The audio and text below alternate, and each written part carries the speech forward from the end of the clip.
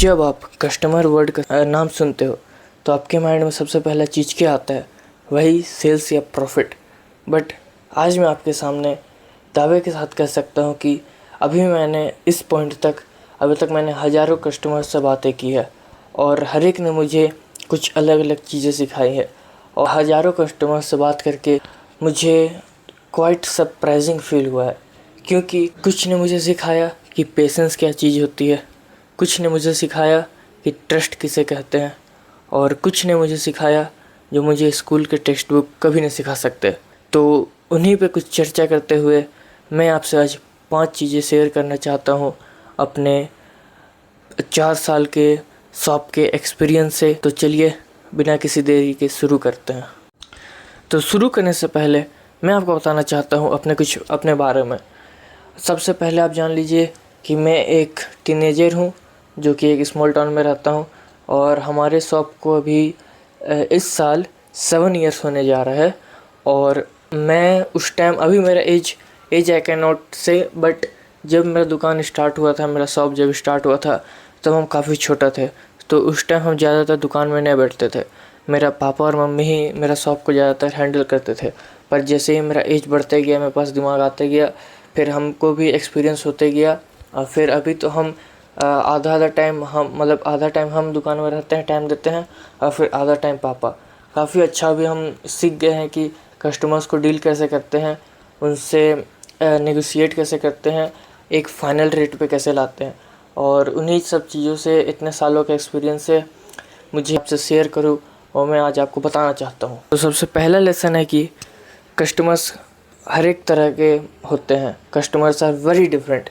Like कुछ customers ऐसे होते हैं कि उन्हें सबसे सस्ता चीज़ जो मिल जाए, जो भी एकदम सस्ता हो, 20 रुपया, 10 रुपया, 5 रुपया, वो उन्हें बाई करना प्रेफर करते हैं। और कुछ ऐसे होते हैं जिन्हें जो केयर करते हैं क्वालिटी का, उन्हें मतलब नहीं है कि वो प्रोडक्ट चाहे 100 का हो, 150 का हो, चाहे वो 80-90 का हो, उन्हें बस उस चीज़ में क्वालिटी चाहिए ताकि वो कंफर्टेबल रहे जर्नी पे।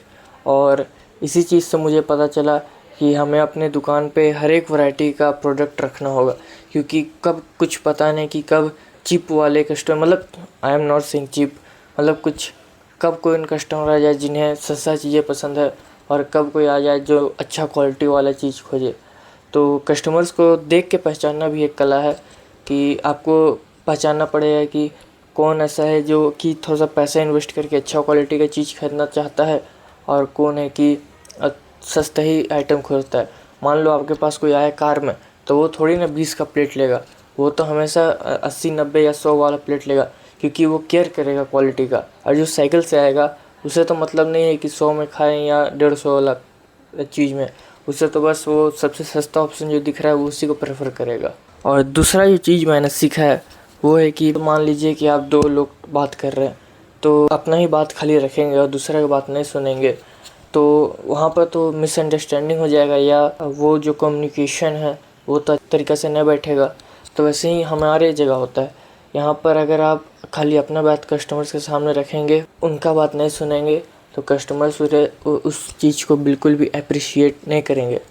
ऐसा नहीं होता है कि जनरली आप ही खाली बोल रहे हैं और कस्टमर सुन रहा है गधे की तरह, वैसा नहीं होता है। आपको कस्टमर्स का भी बात सुनना रहता है, उन्हें किस टाइप का क्वालिटी चाहिए, वो किस प्राइस में चाहिए, कितना क्वांटिटी में चाहिए, ये सब बातें को सुन के आप दोनों के बीच में जो नेगोशिएशन होता है, बार्गेनिंग होता है, फिर उसके बाद जो फाइनल रिज़ल्ट आता है उसी पर सब निर्भर होता है। इसीलिए listening is more important than talking. और अगला जो है, customers remember how they are being treated, या आप कह सकते हो कि स्मॉल थिंग्स मैटर। जैसे कि अगर आपके पास कोई इंसान आता है, अगर आप उससे अच्छे से बात करते हो या उससे अच्छे से ट्रीट करते हो, अपना ईमानदारी दिखा के, उस पर ट्रस्ट करके, तो चांसेस ज़्यादा है कि वो भी नेक्स्ट पर्सन, आपके सामने वाला, आपसे पोलाइटली बात करेगा, आप पे ट्रस्ट करेगा, और वो भी ऑनेस्टी के साथ आपके साथ रहेगा। वैसे ही कस्टमर्स के साथ भी होता है। एक बार क्या हुआ, और एक कस्टमर आया और फिर उसने कहा कि मुझे ज़्यादा बल्क में आइटम चाहिए, तो बगल वाले दुकान में मुझे ये रेट मिल रहा है, तो अगर आप मुझे थोड़ा सा कम करके दे सकते हो तो मैं आप ही के पास से सारा आइटम उठा लूँगा।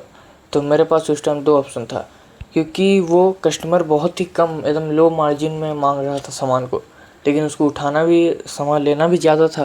तो मेरे पास 2 ऑप्शन था, या तो हम उसको उससे कम रेट में दे या तो उसको भगा दे। तो हम सोचे कि क्यों ही भगाएं, कुछ छोटा से प्रॉफिट दे के जाएगा तो ठीक ही है। तो फिर हम उसको एकदम लो मार्जिन में सामान सब दे दिए। तो फिर हम लोग जब पेमेंट हो गया, सामान उसको डिलीवर हो गया, तो फिर वो बोलता है कि आपको बहुत बहुत शुक्रिया, अब जब भी हमको काम पड़ेगा तब हम आप ही का शॉप में आएंगे। तो बस हम थोड़ा सा हमें एक बार लो मार्जिन में उसको सामान दिए, लेकिन उसके बदौलत वो मेरा लाइफ टाइम कस्टमर बन गया। तो यही फ़ायदा रहता है कि आप थोड़ा सा दिमाग से खेलो, थोड़ा सा पोलाइटली बात कर लो, थोड़ा सा हाँ में हाँ मिला लो, तो आपका काफ़ी बेनिफिट रहता है। और नेक्स्ट चीज़ जो है वो है कि patience is a super power. Like आप तो जानते ही हो कि हर दुनिया में हर एक आदमी एक जैसा नहीं होता है, वैसे ही कस्टमर्स भी एक जैसा नहीं होता है। कोई कस्टमर्स होते हैं जिन्हें आप एक बार रेट बता दीजिए, वो तुरंत ही फैसला लेते हैं कि मुझे ये प्रोडक्ट चाहिए और वो तुरंत ही बाय कर लेते हैं। पर कुछ ऐसे भी होते हैं जिन्हें कि मान लीजिए आपने उन्हें रेट बता दिया और फिर थोड़ा सा वो टाइम लेते हैं, खुद सोच विचार करते हैं अपने फैमिली मेम्बर से या अपने माइंड में, और फिर उसके बाद वो फाइनलाइज़ करते हैं कि उनको लेना क्या है।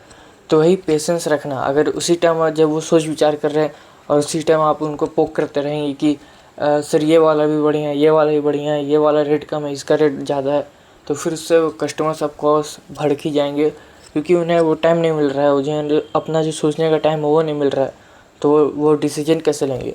और वैसे ही कुछ होते हैं जो जिन्हें आप एक बार रेट बता दीजिए, वो ज़्यादा सोचते नहीं हैं, 150 का चीज़ भी होगा तो वो उन्हें तुरंत बाय कर लेंगे। Like customers are very different and they need to be treated very differently, so patience is must.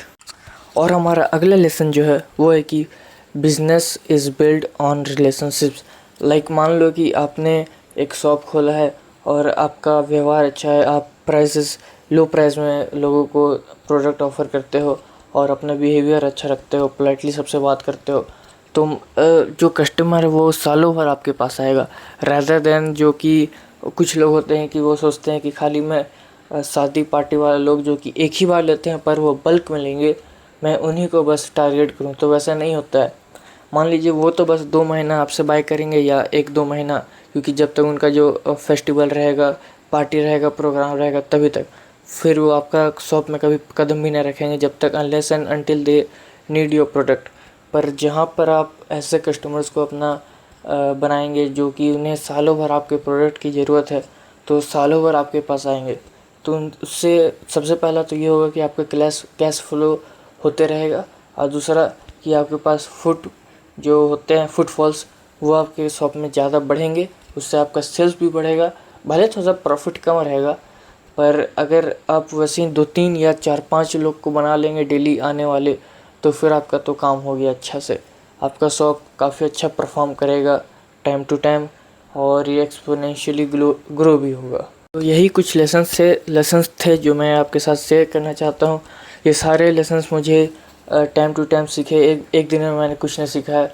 मैं डेली टाइम देता था शॉप में, तब जाके मैंने ये चीज़ हासिल किया है, सीखा है, और इससे मुझे लाइफ में भी काफ़ी इम्प्रूवमेंट फील हुआ है। Like I am more confident, मैं ज़्यादातर अलग अलग लोगों से बात कर सकता हूँ, उनसे इंटरेक्ट कर सकता हूँ मोर कॉन्फिडेंटली। मेरा कम्युनिकेशन भी इम्प्रूव हुआ है। I can talk fluently to other peoples.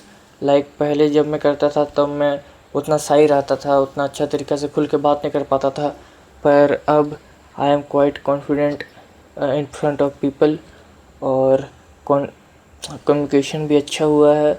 और लास्टली हम लोगों को समझ पाते हैं कि चेहरा देख के कि कौन किस टाइप का होने वाला है, कौन धोखा देगा या कौन ट्रस्टवर्दी है।